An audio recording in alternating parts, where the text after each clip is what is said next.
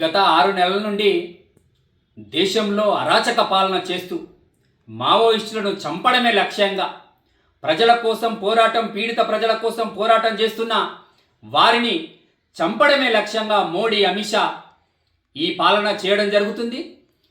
3 రోజుల కిందట హిగ్మాను పట్టుకొని ఆంధ్రలో పట్టుకొని హింసించి అనేక వేధింపులకు గురిచేసి వారి భార్యను ఇంకొక ముగ్గురిని హింసించి చంపడం జరిగింది. ఇది ముమ్మాటికి బూటకపు ఎన్కౌంటర్గా భావించవలసిన ఈ దేశ ప్రజలు ముమ్మాటికి కూడా అది బూటకపు ఎన్కౌంటర్గా భావిస్తున్నారు. వారు హిగ్మా గత 20 సంవత్సరాల నుండి పీడిత గిరిజన హరిజనుల కోసం వారికి కనీస అవసరాలు కూడు గుడ్డ వైద్యం కావాలని కనీస అవసరాలు కోరడం జరిగింది. వారిని పరిష్కరించకుండా, ఆ సమస్యను కేంద్ర ప్రభుత్వం పరిష్కరించకుండా చంపడమే లక్ష్యంగా పెట్టుకొని చంపడం జరుగుతుంది. నేను అడుగుతున్నా, ఇవాళ మోడీ గారిని, అమిత్ షా గారిని సూటిగా ప్రశ్నిస్తున్నా. ఇవాళ హిగ్మా ఎవరిని వేధించుండు? ఏ ప్రజలను చంపిండు? ఆయనే చేసిన మోసం ఏంది? హిగ్మా చేసిన ఎక్కడన్నా బ్యాంకు దోపిడీ చేసిండా? ఎక్కడన్నా నేరం చేసిండా? ప్రజల కోసం, పీడిత ప్రజల కోసం పోరాటం చేసిన వారిని లొంగిపోవాల్సింది కోరడం జరగాలి. వారిని లొంగిపోకుండా చూడాలి. వారికి సంబంధించిన రక్షణకు సంబంధించిన 32 మందిని ఎవరిని కూడా వాళ్ళను అరెస్ట్ చేయడం జరిగింది. కానీ ఈ 5 మాత్రమే హిగ్మా ఆయనను మాత్రమే చంపడం జరిగింది.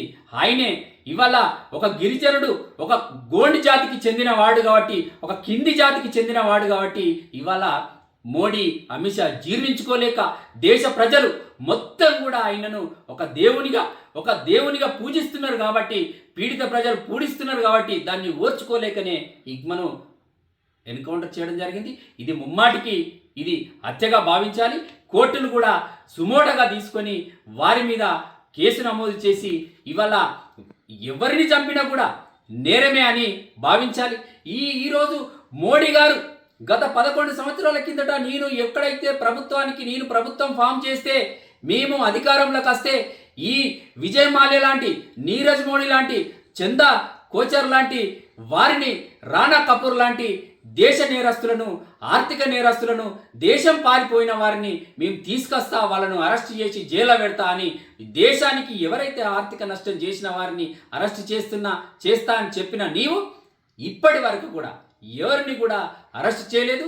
వారిని 1000 కోట్ల రూపాయలు నష్టం చేసిన, 1000 కోట్ల రూపాయలు ఎగ్గొట్టిన వారిని విడిచిపెట్టి ఎలాంటి నష్టం చేయని హిగ్మా లాంటి హిగ్మా లాంటి మావోయిస్టు 20 సంవత్సరాలు ప్రజల కోసం పోరాటి, పీడిత ప్రజల కోసం పోరాటం చేసిన వారిని ఎన్కౌంటర్ చేయడం చాలా బాధాకరం. ఇది బీజేపీ ప్రభుత్వానికి తగదని సందర్భంగా అంటున్నా. ఎవరైతే మావోయిస్టులు ఉంటారో మావోయిస్టులను సరెండర్ గమ్మని, లొంగిపోమ్మని చెప్పండి, కానీ ఎన్కౌంటర్ చేయొద్దని ఇవాళ బీజేపీ ప్రభుత్వాన్ని కోరడం జరుగుతుంది. ఎన్కౌంటర్ చేయడం, ప్రాణాలు తీయడం వల్ల సమస్య పరిష్కారం కాదు. ప్రాణాలు తీయడం ద్వారా వారికి కూడు గుడ్డ నీడను ఏర్పాటు చేయవలసిన బాధ్యత కేంద్ర ప్రభుత్వాన్ని ఉంది. అక్కడ ఆయా రాష్ట్రాలలో, ఆయా ప్రాంతాలలో వారికి సౌకర్యాలు కల్పించాలి, సమస్యను పరిష్కరించాలి. కానీ మనుషులను చంపడం ఇది పద్ధతి కాదు. ఇది సమస్య పరిష్కారం కాదు.